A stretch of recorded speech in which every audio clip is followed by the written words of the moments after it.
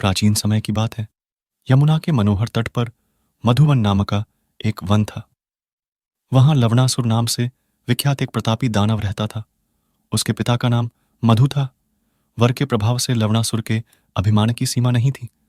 उस दुष्ट से सभी जीव कष्ट पा रहे थे। लक्ष्मण के छोटे भाई शत्रुघ्न ने उस महाभिमानी दैत्य को संग्राम में मार डाला और वहीं मथुरा नाम की एक अत्यंत रमणीय नगरी बसा दी। मेधावी शत्रुघ्न के 2 कुमार थे जिनकी आंखें कमल के समान थीं। उन्होंने उन दोनों पुत्रों को मथुरा के राज्य का व्यवस्थापक बना दिया। आयु समाप्त होने पर वे स्वयं स्वर्ग से धार गए। समयानुसार सूर्यवंशी राजाओं की सत्ता मिट गई। तब यादव उस मुक्तिदायिनी मथुरा के शासक हुए। यथाति के एक वंशज का नाम शूरसेन था। वे मथुरा के राजा हुए थे और वहां की सारी संपत्ति भोगने का सुअवसर उन्हें प्राप्त था। महाराज शूरसेन के ही वंशज एक दूसरे शूरसेन के पुत्र बनकर वरुण के शापानुसार कश्यप जी का जन्म। पिता का स्वर्गवास हो जाने पर वसुदेव जी वैश्य वृत्ति से जीवन व्यतीत करने लगे। उस समय वहां के राजा उग्रसेन थे।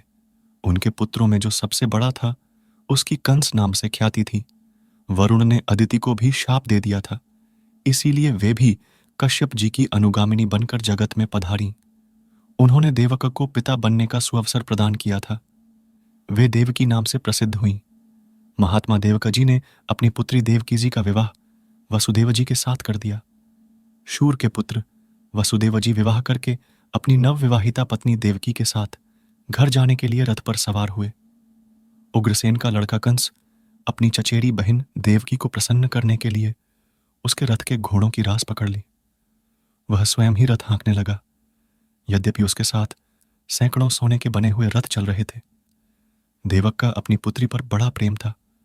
कन्या को विदा करते समय उन्होंने उसे सोने के हारों से अलंकृत 400 हाथी, 15,000 घोड़े, 1800 रथ तथा सुंदर सुंदर वस्त्र, भूषणों से विभूषित 200 सुकुमारी दासियां दहेज में दी।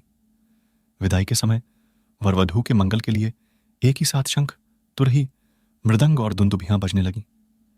मार्ग में जिस समय घोड़ों की रास पकड़कर कंस रथ हाँक रहा था, उस समय आकाशवाणी ने उसे संबोधन करके कहा, अरे मूर्ख, जिसको तू रथ में बैठाकर लिए जा रहा है उसकी 8वें गर्भ की संतान तुझे मार डालेगी। यूं आकाशवाणी सुनकर महापराक्रमी कंस के आश्चर्य की सीमा न रही।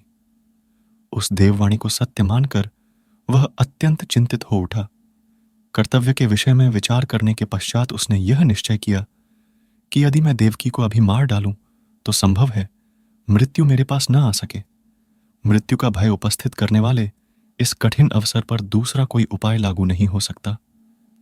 किंतु देवकजी मेरे पिता तुल्य हैं। यह देवकी उनकी पुत्री है, अतः इस पूज्य बहन को कैसे मारूं, यह विचार उसके मन में उत्पन्न हो गया। फिर सोचा, यही मेरी साक्षात मृत्यु है। विद्वान पुरुष घृणित कर्म करके भी शरीर की रक्षा किया करते हैं। प्रायश्चित्त कर लेने पर पाप धुल जाता है। ज्ञानी जनों ने यह नियम बना दिया है कि नीच कर्म करके भी शरीर की रक्षा करनी चाहिए।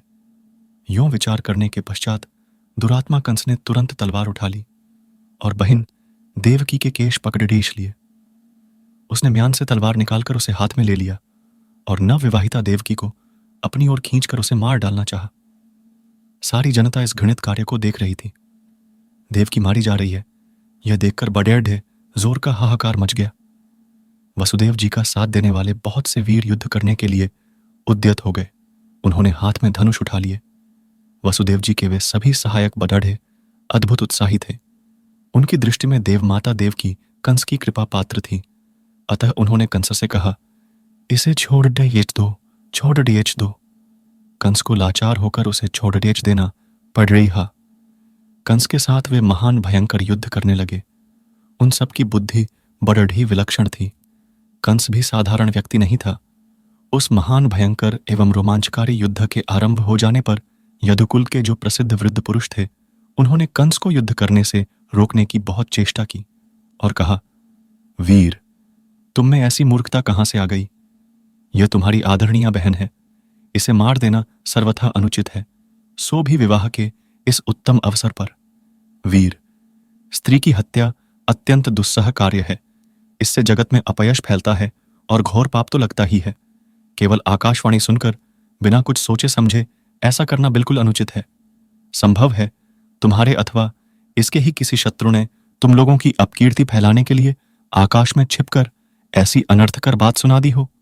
राजन, तुम्हारे अथवा वसुदेव के सुयश को नष्ट करने के विचार से ही किसी माया के जानकार शत्रु ने यह बात घोषित की है। अरे, तुम वीर पुरुष होकर भी इस आकाशवाणी से भयभीत हो रहे हो।